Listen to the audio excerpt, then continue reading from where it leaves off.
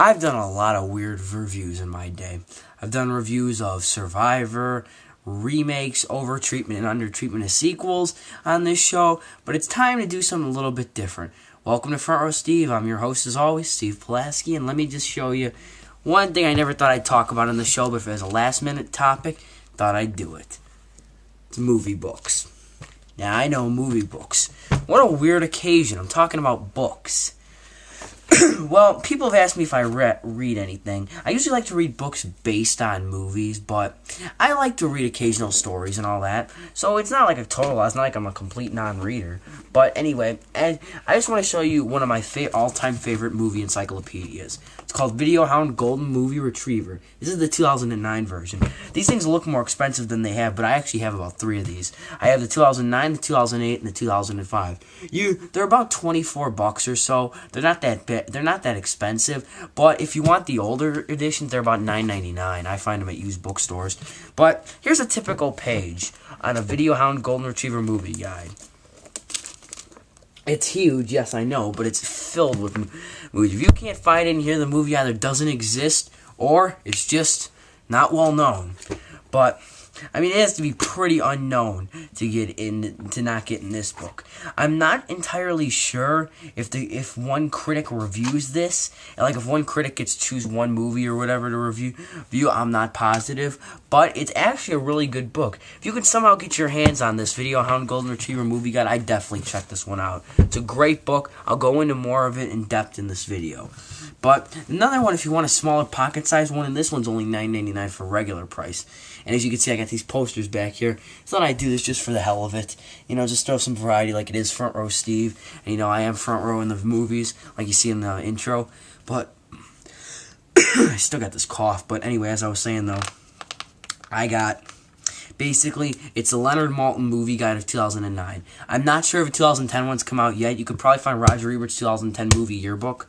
But anyway, this is basically a smaller pocket-sized version of this.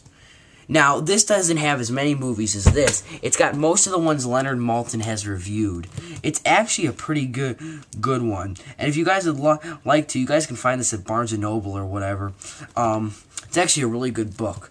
Now, besides all these movie books, though, there's one more thing I'd like to find. This was a really royal pain in the ass to find this. I had to go to like 3 different stores just to find it. It took me about 2 months to find this after I found it existed. I didn't want to order it offline, so I just thought, hell, I'd find it in a store. And it's the complete directory to primetime network and cable TV shows from 1946 to now. Great novel right here. It's got almost every show you can think of. Keenan and Kel, never mind the Buzzcocks, whatever the hell that was. The Lawyers, the Latins, 8 Simple Rules for Dating My Teenage Daughter, Elder McCox. It's got a lot of weird stuff here, I'll tell you. Falcone, Fish Police. I can't believe they have that one in there. They even have that one show some of you might remember, I doubt it, but it was on CBS for like 4 weeks and then they discontinued it. It's one of my favorite shows. It's Armed and Famous. I've been hoping that I found DVDs of that, but I highly doubt they're ever going to release it. Because, you know, that they had like unaired episodes of that show. They had a lot of unaired episodes for that. So they had like 2 or so, and they never thought they'd air them. So I was thinking maybe they'd release them on DVD for those who want it, but I didn't think they'd put much effort. Right here. January 10, 2007 to January 24th, 2007. It was a short-lived reality show. A lot of you are probably not going to remember it.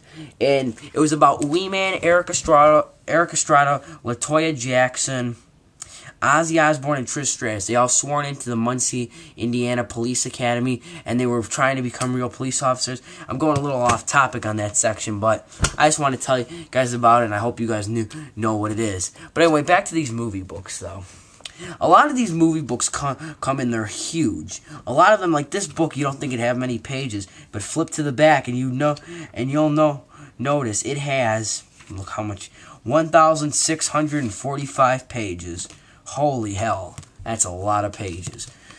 The cool thing about these movie books that I always found cool is the fact that you don't really have to read the whole thing cover to cover. I usually just skim for lots of reviews like this. I probably read about most. And some movies I want to check out, I read a review on them.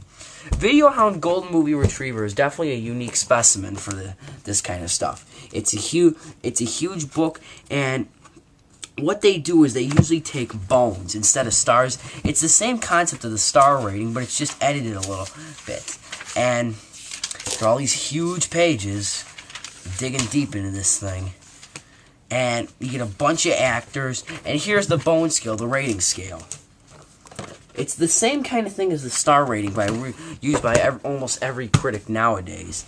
So, I just want to show you guys a little bit of movie books, and I'm sorry if these episodes you guys aren't, like, completely interested in them. I'm sorry. I really would like you guys to be interested in them, but I try to do different episodes, because if I'm doing, like, my favorite comedies and all that, I don't think it's really original. That's why for Front Row Steve, I try to, you know, mix it up a little bit, give some variety to my episodes. So, thanks for watching. Sub if you haven't. Have a great Valentine's Day. I'll see you guys next Friday.